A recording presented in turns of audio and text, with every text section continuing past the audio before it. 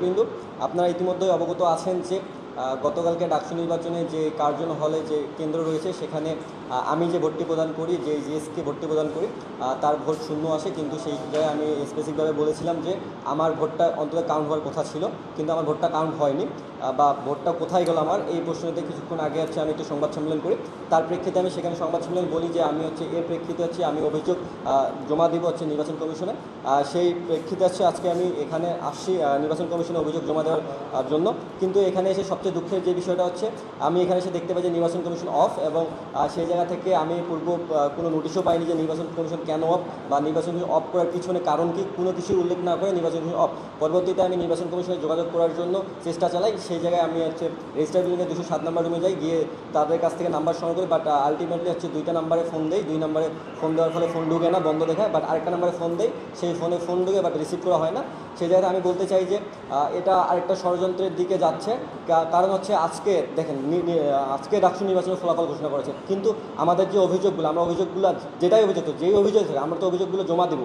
তা না হয় তারা হুট করে নির্বাচন কমিশন বন্ধ করে দিচ্ছে। এটা আমার ক্ষেত্রে আবার সন্দেহের তীব্রতা বাড়তেছে যে আসলে এখানে ভিতরে কোনো না কোনো ষড়যন্ত্র চলতেছে, নইলে তারা নির্বাচন অন রাখতো। তারা একটা অজুহাত দেখাতে পারে, যদি তারা বলে যে হ্যাঁ আমরা কালকে সারা রাত কাজ করে ক্লান্ত, আজকে আমরা রেস্ট নিই। বাট আলটিমেটলি আপনার রেস্ট নেই, ঢাকা বিশ্ববিদ্যালয় কর্মীর তো অভাব পড়ে নেই, বা আপনার একজন দপ্তরকে রেখে দেন বা যে কাউকে রেখে দেন, সেক্ষেত্রে আপনার সেটা না করে পুরো নির্বাচন কমিশনে বন্ধ করে রাখছেন। তার মানে আলটিমেটলি আপনি কী জানাতে চাচ্ছেন, যে আমরা কি আর কোনো অভিযোগ দিতে পারবো না? পরবর্তীতে যখন আমরা বিভিন্ন মাধ্যমে অভিযোগ জানাবো বা অভিযোগ বলবো, তখন আপনারা সেটা বলবেন যে আমাদের কাছে কোনো অভিযোগই আসে নাই, আমরা কোনো অভিযোগই পাই নাই, এটা মিথ্যা, এরকম করে আপনারা চালাই দিতে পারেন। সেই জায়গাতে আমরা এখানে আসছি সিনেট ভবনে, যে ডাকসু নির্বাচন কমিশন, সেখানে আসছি আমরা এটা প্রমাণ করার জন্য আসছি যে আমরা অভিযোগ দেওয়ার জন্য আসছি। বাট আমরা অভিযোগ দেওয়ার জন্য প্রপার জায়গাটা পাই নাই, এবং আমরা যে নির্বাচন কমিশন অভিযোগ দেবো সেই নির্বাচন কমিশন বন্ধ। সেই জায়গা থেকে আমার স্পষ্ট ভাষা যে যতই ষড়যন্ত্র করেন, আমাদের যে অভিযোগ, আমার অভিযোগকে আপনারা গ্রহণ করতে হবে। আমার অভিযোগকে তদন্ত করে আমার যে চাওয়া বা আমার যে নির্বাচনের যে সুষ্ঠুতা, বৈধতা, আপনার বৈধতা প্রমাণ করতে গেলে আমার ভোটটা গেল কোথায়, এটা আপনাদেরকে জানাতে হবে। জি, ধন্যবাদ। আচ্ছা, অভিযোগটা মূলত আপনারা সবাই জানেন যে গতকালকে ডাকসু নির্বাচন হয়েছে। আমি একজন কেন্দ্রীয় সদস্য পদপ্রার্থী ছিলাম, প্লাস আমি সদস্য হলো আমি একজন ভোটার। সেই ভোটার হিসেবে ডক্টর শহীদুল্লাহ যে ভোট কেন্দ্র কার্জন হল এরিয়া, সেই এরিয়া আমি ভোট দিতে যাই। ভোট দেওয়ার ফলে আমি যাকে যেই জিএসকে ভোট দিই, সেই জিএসকে ভোট দেওয়ার ফলে রাত্রেবেলা সেই জিএস আমাকে আমি শেষ করি। কেন্দ্রটা কার্জন হল, আমি শহীদুল্লাহ হলের কার্জন হলে যে কেন্দ্র রয়েছে সেখানে ভোট দিয়ে পরে আমি জানতে পারি যে আমি যেই জিএসকে ভোট দিই সেই জিএসের টোটাল রেজাল্ট, ওই হলে টোটাল রেজাল্টে আসছে 0। সেক্ষেত্রে আমার যে প্রশ্নটা, আমি একটাও তো ভোট দিয়েছি, একটা ভোট তো কাউন্ট হওয়ার কথা, বাট সেই ভোটটা আলটিমেটলি গেল করে। আসলে যদি তারা বলে যে ব্যালট পেপারও বাতিল, বাট ব্যালট পেপার বাতিল, সেই ব্যালট পেপারটা গেল করে। আপনি সংখ্যাটা বলেন যে এতগুলো ব্যালট পেপার বাতিল বা এতগুলো, বাট আমি যে ভোট দিয়েছি, আমি দেখে শুনে ভোট দিয়েছি, এবং আমার যে বিশ্বাস আমার ভোটটা বাতিল হওয়ার কোনো প্রবণতা নাই। সেই জায়গাতে আমি বলতে চাই যে আমার ভোটটা গেল কই। সেই জায়গা থেকে আমি এখানে যে অভিযোগ দিতে আসছি, অভিযোগ দিতে এসে আমি আবার হতাশার সম্মুখীন হলাম যে ডাকসু যে নির্বাচন কমিশন সেটাও বন্ধ। তারা রেজাল্ট দেওয়ার পরই ডাকসু নির্বাচন কমিশন বন্ধ করে রাখছে। কেন বন্ধ করেছে আমার ধারণার বাইরে, বাট আমি মনে করি যে এখানে আরেকটা কোনো ষড়যন্ত্র চলতেছে। জি, থ্যাংক ইউ। আচ্ছা, আমি শুরুতে একটা জিনিস বারবারই বলে এসেছি, আবারও বলতেছি, আমার স্পেসিফিক অভিযোগ। অন্যরা কী অভিযোগ করছে সেটা তাদের ব্যক্তিগত বিষয়, তারা কী অভিযোগ দিচ্ছে না দিচ্ছে তাদের ব্যক্তিগত। আমার অভিযোগ আমি যেই কেন্দ্রে ভোট দিয়েছি, আমার যে অভিযোগটা নিয়ে এসে আমার ভোটটা গেল বলে আমার একটাই অভিযোগ থাকবে। তাদের অভিযোগ তারা ব্রিফ করবে, তাদের অভিযোগ তারা জানাবে, যে তাদের অভিযোগ থেকে তাদের প্রমাণ সহ তারা জানাবে। জি,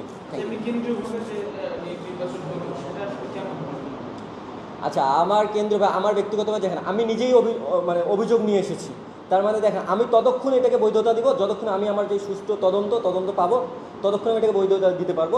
যতক্ষণ না পর্যন্ত আমি আমার যে সুষ্ঠু তদন্ত পাচ্ছি, ততক্ষণ পর্যন্ত আমি এটাকে কোনোভাবে বৈধতা দিব না আমার পক্ষ থেকে। অন্যরা বৈধতা দিলেও আমি বৈধতা, যদি তারা এটা প্রমাণ করতে পারে বা এটা আমাকে বলে যে হ্যাঁ এটা ভোট বাতিল হোক আর যাই হোক, ভোটটা গেছে গো, এটা যদি তারা আমাকে উপস্থাপন করতে পারে, তাহলে হ্যাঁ আমি সাধারণ গ্রহণ করবো যে হ্যাঁ নির্বাচন আমার পক্ষে ঠিক হয়েছে। যদি না হয়, তা নাহলে আমার পক্ষে আমি এই নির্বাচনকে গ্রহণ করে দিচ্ছি। আচ্ছা, আমি মোহাম্মদ সজিব হুসাইন, শিক্ষার্থী, ঢাকা বিশ্ববিদ্যালয়। আমার ডক্টর মোহাম্মদ শহীদুল্লাহ হল, আর ডিপার্টমেন্ট ফরিদপুর। ঠিক।